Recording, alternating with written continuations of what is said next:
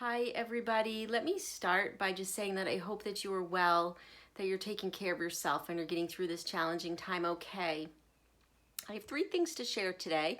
One is a request, and so if you do have things you need help on or you are interested in, please definitely shoot an email our way and we will be responding. So there was a request for new prompts for the journals. Our intent had been for those to last the duration, but the duration is a little bit longer, I think, than we all anticipated. So I have a version 2 of the journals for K to 5 daily math prompts, and then also Heidi Samnani made a middle school version. So those are linked below, so you can check those out.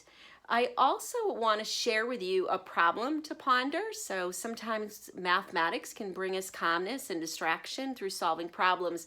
And this is a classic problem called the Crossing the River puzzle, and it might be one you've seen before, and I'm linking to some variations you can check out.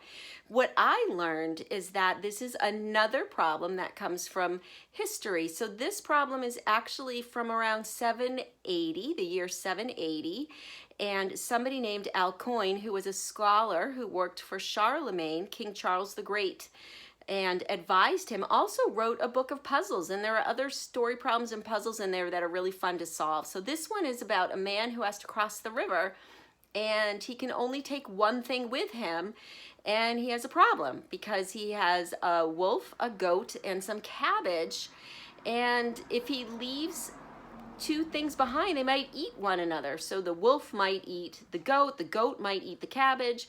So he has to figure out how he can take those things safely across the river. And there's a series of those prompts. You can ponder that one, check out that problem.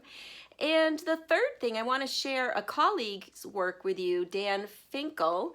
His website is Math for Love, and he's sharing some resources that are very timely for using at home, and they are little video clips for parents and educators, as well as puzzles to solve. So I encourage you to check those out.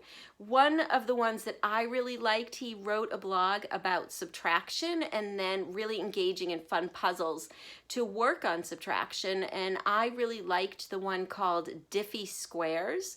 So I'm going to link you to that particular blog, but if you choose subscribe, then you'll get weekly mailings or emails from him, and he has things that are specific for what we are experiencing right now.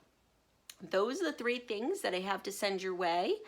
I want to tell you that, of course, I hope you continue to be well and to always be curious and, of course, always be kind. Take good care.